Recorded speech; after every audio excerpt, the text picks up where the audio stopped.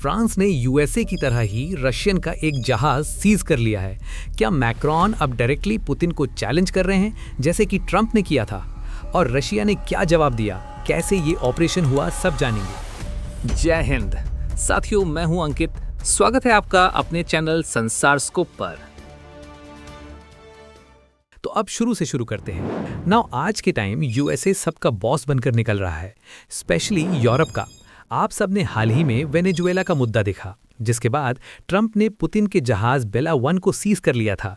बिल्कुल वैसे ही फ्रांस के प्रेसिडेंट मैक्रोन ने भी उसी स्टाइल में रशिया का ऑयल टैंकर पकड़ लिया, जिसका नाम ग्रिंच बताया जा रहा है, एंड जिसे मोरक्को एंड स्पेन के बीच सीज कर लिया गया। खुद मैक्रोन ने उसे ट्वीट कर बताया। आप उनका ट्वीट देख सकते हैं, जिसके बाद कई सारे न्यूज़पेपर्स में ये हेडलाइन छपी है। पहले आपको देखिए, France intercept suspected Russian shadow fleet tanker in Mediterranean, and एक वीडियो भी सामने आई है, इसे देखिए।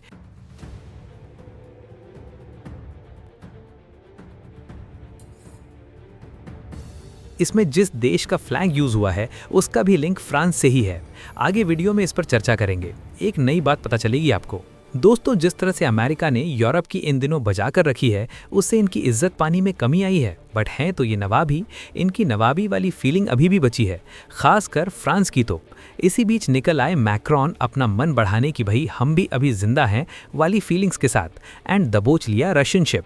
और क्या बोल रहे हैं आप खुद देखिए। We will not tolerate any violation. Video में आपने देखा भी, ये कोमोरोस आइलैंड का फ्लैग यूज कर रहा था। भाई साहब, आप तब तो नहीं बोले जब मधुरो को उठाने के लिए वायलेशन हुआ था। बहरहाल, ऑपरेशन कैसे हुआ उसको समझते हैं। ये ऑपरेशन एक दिन में नहीं हुआ। इसकी शुरुआत होती है रशिया के नॉर्थ में। मैप पर देखिए, ये रहा मोर्मांस्क पोर्ट। यहीं से एक ऑयल टैंकर क्वाइटली निकलता है, न कोई हेडलाइन न कोई अनाउंसमेंट। ऑयल लोड होता है और शिप यूरोप की तरफ बढ़ने लगता है। अब यहीं से गेम शुरू होता है। यूक्रेन वॉर के बाद रशिया पर सैंक्शंस लगे, डायरेक्ट ऑयल एक्सपोर्ट मुश्किल हो गया।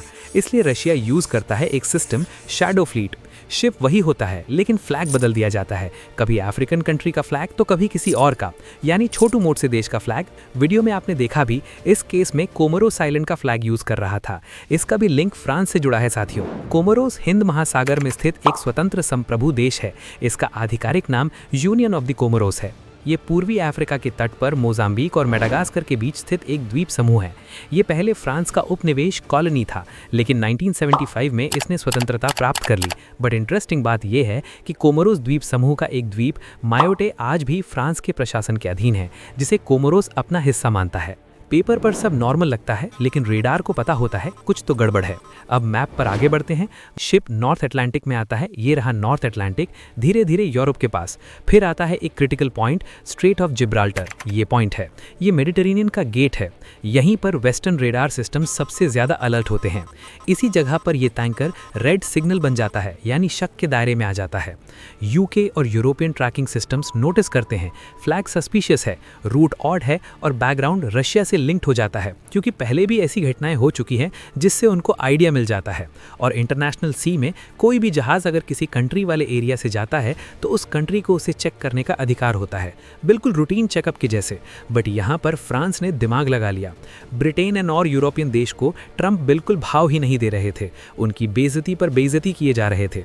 इस बीच उनका नवाबी अंदाज कम होने लग रहा था, तो फ्रांस के मैक्रोन भैया बाहर निकल आए यूनियन की साइड से, एंड ब्रिटेन ने उनको सिग्नल दे दिया। अब आगे सुनिए। अब फ्रांस को सिग्नल मिलता है। टैंकर जैसे ही मेडिटेरेनियन में एंटर करता है, स्पेन और मोरक्को के बीच फ्रेंच नेवी मूव करती है। हाई सीज पर टैंकर को रोका जाता है। ये फोटो बकायदा फ्रांस जारी करता है। अब देखिए, बोर्डिंग टीम शिप पर चढ़ती है, डॉक्यूमेंट्स चेक होते हैं और यहीं सब क्लियर हो जाता है। फ्लैग इरेगुलर है, यानी कि शैडो फ्लीट वाला, बिल्कुल वैसे ही जैसे कि वेनेजुएला से निकली शिप टैंकर बेला 1 का केस था।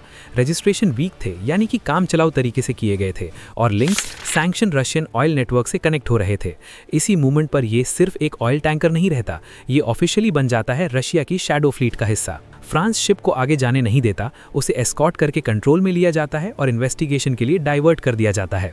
अब तब ये हेडलाइंस आती हैं कि this operation was carried out with the support of several of our allies. It was conducted in full compliance with the United Nations Convention on the Law of the Sea, French President Macron said on X.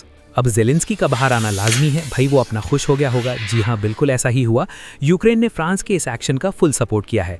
President Zelensky ने France और Macron का thank you किया और बोला यही तरह की strong action चाहिए ताकि रशियन ऑयल अब वॉर को फंड न कर सके। यूक्रेन के फॉरेन मिनिस्टर एंड्री सिबिहा ने भी सपोर्ट किया और कहा फ्रांस की लीडरशिप और यूनिटी दिखाता है कि यूरोप रशिया के अग्रेसिव और लॉलेस बिहेवियर के अगेंस्ट सीरियस है। Strong sanctions enforcement is important. Basically Ukraine का मैसेज ये है, सैंक्शन सिर्फ पेपर पे नहीं, अब एक्शन का मैटर है और यूरोप के स्ट्रॉन्ग स्टेप से रशिया के ऑयल रूट्स अब सेफ नहीं है। लेकिन भाई साहब, पुतिन तो पुतिन है। पिछली बार जब अमेरिका ने बेला 1 को सीज किया तो यूक्रेन को छेड़ दिया। क्या इस बार फिर से यूक्रेन छेड़ने वाला है? अब रशिया का जवाब आना स्वाभाविक है, तो आइए उसको देखते हैं। रशिया ने फ्रांस के एक्शन को लेकर अपनी नाराजगी व्यक्त की है। टास न्यूज़ के मुताबिक रशियन एम्बेसी का कहना है फ्रांस ने शिप रोकने से पहले रशिया को नोटिफाई नहीं किया। रशिया अब जांच कर रहा है कि टैंकर पर कौन कौन सा क्रू मेंबर्स हैं और क्या उनमें रशियन सिटीजन्स भी हैं।